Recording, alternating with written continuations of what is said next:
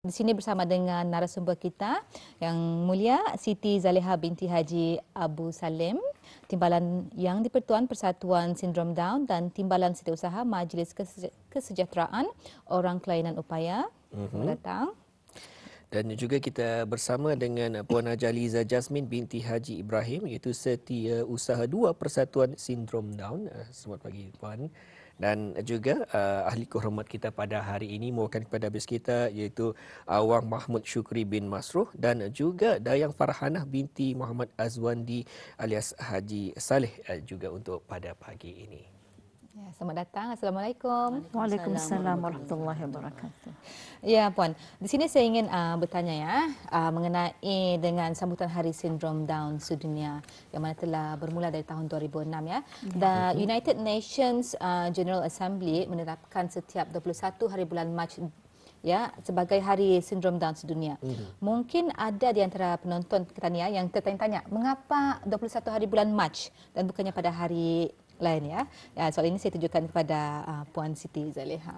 Ya, 21 Mac atau 21 hari bulan 3 dipilih sebagai Hari Down Syndrome sedunia kerana kalau kita ni lihat dalam dalam kromosom kan setiap orang punya 46 kromosom pada biasanya.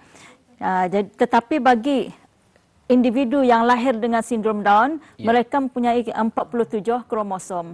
Jadi ada lebih satu kromosom dan lebihan satu kromosom itu terdapat dalam dalam kromosom nombor 21. Jadi dalam kromosom nombor 21 itu ada 3 kromosomnya, ada 3 kopi. Sedangkan yang lain-lain cuma ada 2. Jadi kerana itu dipilihlah 21 hari bulan 3 atau 21 Mac sebagai Hari Down Syndrome sedunia. Jadi itulah tadi antara kaitan antara kromosom 21 yang kromosom ke-21 yang ada 3 kopi tadi, 3 salinan ya. Ya, 3 salinan itu dan dijadikan sebagai Hari Down Syndrome sedunia. Jadi Hari Down Syndrome ini diisytiharkan sebagai Hari Down Syndrome supaya untuk mengajarkan kepada masyarakat tentang apa itu Down Syndrome dan juga untuk memberikan peluang kepada mereka yang ada Down Syndrome ini tadi untuk mengencourage mereka untuk berpartisipasi dalam masyarakat. Caranya itulah. Baik, alhamdulillah. Jadi ada maknanya tersendiri itu 21 bulan Mac ataupun 21 bulan 3 Baik, untuk selanjutnya Puan, kita bersama dengan Puan Jasmin, mungkin dapat dikongsikan bagaimana dengan persatuan-persatuan Down Able.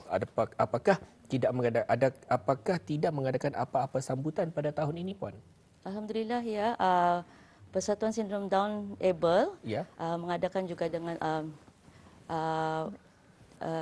join dengan negara-negara lain di dunia, seluruh dunia. Kita ni di Able juga mengadakan sebenarnya hari ini juga pada masa ini sedang berjalan, sedang dia langsungkan juga diadakan sambutan Hari Down Syndrome sedunia di pusat Able. Okey. Di sini juga tapi di malam juga semalam pun diadakan majlis doa kesyukuran sempena Hari Down Syndrome sedunia juga. Baik, alhamdulillah. Itu yang pengungsian kita ni pada pagi ni, Puan ya. Dan untuk selanjutnya pula Mas Ayu? Ya, jadi kita sudah memberi perkongsian ya mengenai latar belakang kenapa 21 hari bulan Mac dan juga 21 bulan 3 dan juga seperti yang tadi ada sedikit perkongsian mengenai dengan apa yang antara sambutan pada tahun ini ya. Jadi di sini mungkin kita boleh terangkan kepada masyarakat tani yang kurang faham apakah sebenarnya sindrom Down atau Down syndrome ini. Ya, sindrom Down sebetulnya adalah satu keadaan bila mana seseorang itu dilahirkan dengan memiliki karakteristik atau ciri-ciri tertentu. Kalau kita lihat di sini, ini Mahmud Syukri sama tu Dayang Farhanah. Kalau kita lihat kan kita ni dapat melihat ia punya feature rupanya dari segi fizikalnya. Kadang-kadang ada orang yang menggelarkan diorang ini sebagai kembar 1000 katanya. Kerana kalau sekali imbas saja memang mukanya tu hampir serupa, hampir sama. Kalau macam laki-laki sama laki-laki kadang-kadang lambatlah kita ni kan membezakan yang ni siapa namanya, ni siapa namanya. Kalau sekali limbas lah. ya. Tapi kalau macam sudah biasa melihat diorang, atau kita ia punya apa ciri-cirinya yang khusus untuk dirinya sendiri. Jadi di antaranya kalau kita ni lihat apa hidungnya apa Leper. namanya ni? Leper kah? Flat. Hidungnya yang dah batangnya tu batang adalah hidung. batang hidungnya tu. Kemudian otot-otot diorang ni sewaktu lahir macam lembek, Lembut. lembek dan kemudian di tangannya ni satu garis. garis. Kalau kita ni kan di sini ada 2 garis dua garis, tapi Ya, diorang satu garis saja ni. Mana saya? Ni. Sininya satu garis. Kebanyakannya. Ya. Kemudian matanya di sini agak macam sepet. Mulut sama telinganya agak kecil. Kemudian kadang-kadang ada yang lidahnya tebal dan kadang-kadang terjelerlah keluar lidahnya tu. Jadi itu semua dapat dipulihkan melalui melalui terapi. Kadang dengan urutan-urutan dari sejak ia damit lagi dari sejak ia dilahirkan itu. Kemudian bahagian belakang kepalanya ni pun leper. Bentuk badan diorang biasanya pendek dan gempal. Jadi kebanyakan memang rendahlah daripada kanak-kanak yang lain. Jadi itu tadi kalau kita lihat dari segi ciri-ciri fizikalnya. Kemudian ia pun ada kesan juga kepada mentalnya, kepada kecerdasannya. Mungkin boleh kita sebutkan sebagai gangguan kecerdasan. Jadi kadang-kadang umurnya 13 tahun tapi dari segi kecerdasannya seperti anak 7 tahun, umurnya 20 tahun ya mungkin seperti 10 tahun. Jadi mungkin satu perkara yang ingin saya tekankan di sini adalah Down syndrome atau sindrom Down ia bukan penyakit. Jadi ia tidak akan berjangkit. Kalau sekiranya anak ini ada Down syndrome, jadi masyarakat jangan takutlah, tidak akan menjangkit kepada anaknya. Mereka ni kan sekolah, ini sudah tamat sekolah, ini berada di dalam tahun 8. Kalau sekiranya menjangkit, mungkin semua kelasnya tu sudah seperti diorang kan. Tapi indah, kenyataannya indah. Jadi ia tidak berjangkit dan jangan takut. Kerana ia bukan penyakit. Kerana itu, walaupun kalau kita ni surf di internet, memang kadang-kadang ada yang menyebutkan dia penyakit, ada yang menyebutkan ini perlu dirawat katanya kan. Ia bukan dirawat tapi ia dipulihkan. Dipulihkan untuk supaya dapat kualitinya tu kita ni dipertingkatkan. Ya. Dan ia sudah setentunya satu perbezaan yang penting untuk kita ni sama-sama fahami. Di mana bukan penyakit tapi ianya adalah satu perkara yang penting untuk kita ni ketahui bersama perbezaan antara keduanya. Muhammad dan juga seperti yang tadi Puan Zaliha katakan kekurangan fizikal diorang ataupun orang punya limitations, dan bagi saya kekurangan diorang ni indah menghadkan mereka untuk terus hidup seperti kanak-kanak lain, untuk hidup ceria, hidup bahagia seperti kanak-kanak lain. Kerana mereka juga mempunyai hak seperti kanak-kanak lain. Kiralah sama ada Down syndrome kah ataupun mempunyai kekurangan upaya yang lain. Dan seperti yang Puan katakan tadi, Down syndrome ini memberi kesan yang besar kepada kehidupan individu yang memiliki sindrom ini. Jadi boleh Puan terangkan dengan lebih teliti lagi. Ya, betul. Jadi kesannya, kalau tadi kesannya dari segi fizikal dan juga tadi dari segi dari segi perkembangan mentalnya. Jadi kesannya ni di antara satu individu dengan individu yang lain tidak dapat disamakan. Betul. Kesannya berbeza-beza. Ada mungkin kesannya dari segi kesehatan. Dari segi kesehatan kadang-kadang ada individu ini biasanya memang mengalami masalah dalam kesehatan. Seperti jantungnya, mungkin ada jantungnya berlubang, ada jantungnya tersumbat, ada jantungnya yang bocor Jadi ia berbeza-beza dari seorang anak dengan anak yang lain. Kemudian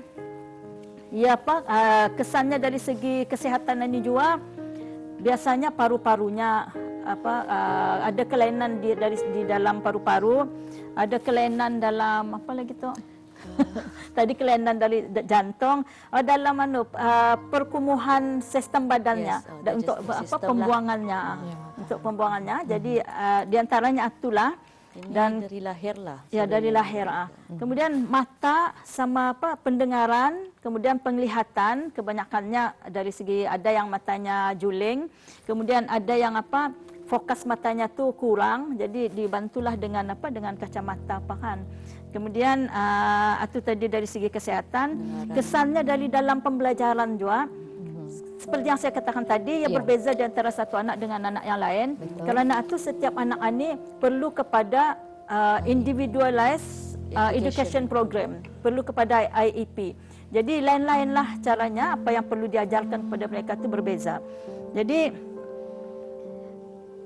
Ya Puan, dalam seperti yang kita katakan tadi kan, IEP, Individual Educational Plan. Jadinya IEP ini adalah hasil kerjasama dari pihak sekolah, guru-guru dan juga ibu dengan bapa. ibu bapa perlu dibincangkan bersamalah.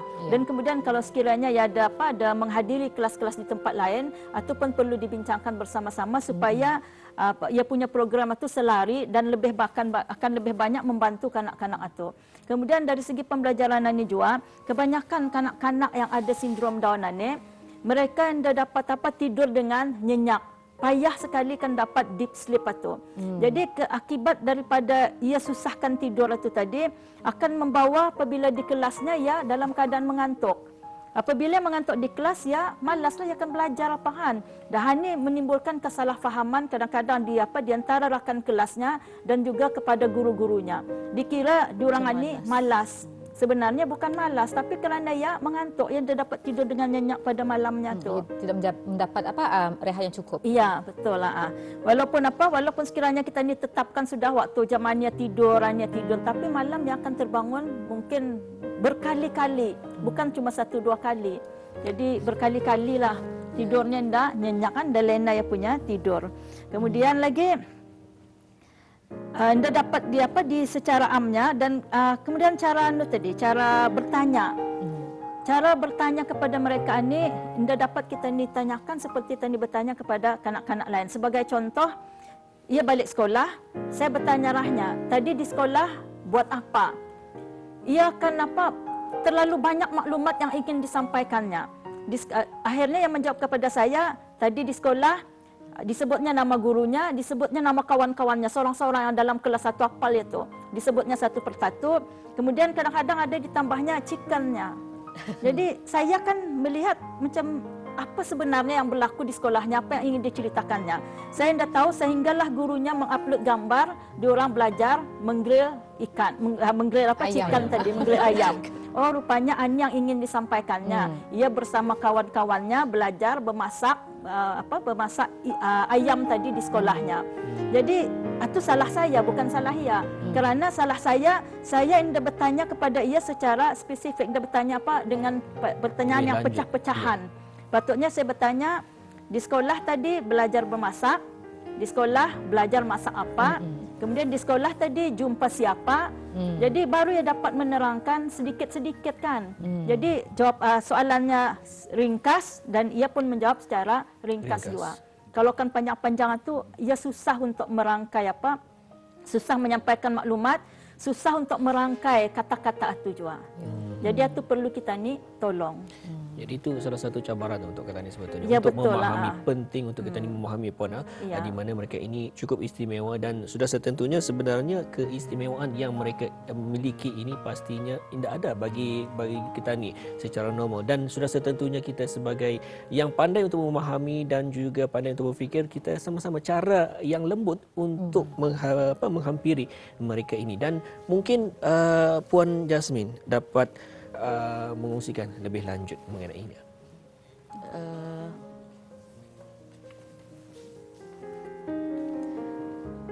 Mungkin mengenai terapi salah lah. faham. Macam di able, kita ni mengadakan untuk menolong bis diorang, ahli-ahli kehormat yang ada di able itu. Kita ni mengadakan sesi-sesi program untuk perkembangan lah. Selain yang sudah sedia ada di pihak kerajaan so this is add on lah. Tapi masih pun kadang-kadang ni pun ke sekolah ataupun ke CDC tapi sebagai reinforcement lah. So di able kita ni mengadakan sesi-sesi pembacaan, especially like bacaan, reading program, sesi mengaji juga, dan sesi physical activities lah. Umpamanya from my side, biasanya I look into reading lah. Saya melihat kepada reading program yang ada di Able ni, approach-nya menggunakan kaedah yang di-introduce oleh Dr. Glenn Dorman yang berasal dari US. So this terapi ini, program ini bukannya terapi, program ini adalah untuk dia walaupun reading program, bukannya maksudnya intellectual program, bukannya maksudnya untuk memperkenalkan reading, tetapi memperkembangkan daya kecerdasan. This is brain development program lah. So it's a sensory program lah, program sensory. Ia more to visual kan, daripada not just intellectual tetapi visual. Sebab program-program begini, we want to open up dia punya sensory pathways, supaya kalau open up sensory pathways akan dan membukakan kepada pathways yang more what do you call that, apa ni, what's the word, mobile yang motor pathways. So sensory pathways akan mengantar signal kepada otak, dan otak sendirinya akan memberitahu motor-motor yang tertentu macam mana menggerakkanlah badan. So itulah yang ada teori behind yang program-program kami adakan di Able. Jadi Puan, pasti banyak ibu bapa yang mungkin susah hati sekiranya antara anak-anak mereka adalah seorang Down syndrome ya. Jadi apakah nasihat Puan ya kepada ibu bapa yang risau tentang masa depan anak mereka yang mempunyai sindrom Down ini, yang mana anak diorang ni kekurangan fizikal dan juga banyak limitations fizikal dan mental diorang. Alright. Saya dulu. Silakan Puan. Satu yang penting adalah mencari ilmu, knowledge lah. Macam mana untuk apakah sindrom Down ini, tahu apa, dan lepas itu macam mana untuk membantu dan menolong untuk memperkembangkan anak ini. Tahu sudah ada limitations, tidak bermakna tidak ada no solution lah, tapi ada macam fight lah di apa ni. We try to fight it lah. So satu ilmu, dan second, yang kedua is memberi peluang kepada anak tani.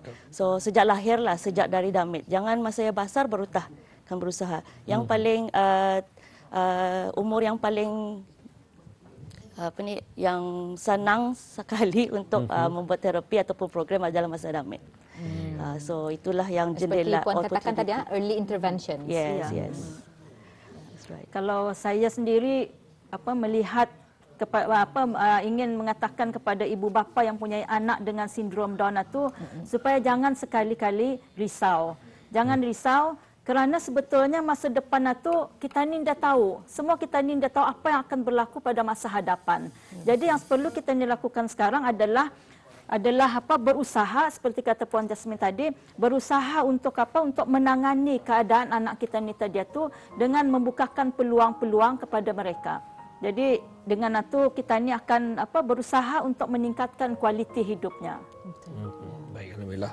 Itulah sedikit sebanyak kita kenali bersama dan mengenali individu dengan sindrom Down yang mana telah pun dikongsikan bersama oleh narasumber kita pada hari ini, itu Yang Mulia Siti Zaliha binti Haji Abu Salim, Timbalan Yang Dipertua Persatuan Sindrom Down dan Timbalan Setiausaha Majlis Kesejahteraan Orang Kelainan Upaya, dan juga Yang Mulia Puan Hajah Liza Jasmine binti Haji Ibrahim, Setiausaha 2 Persatuan Sindrom Down.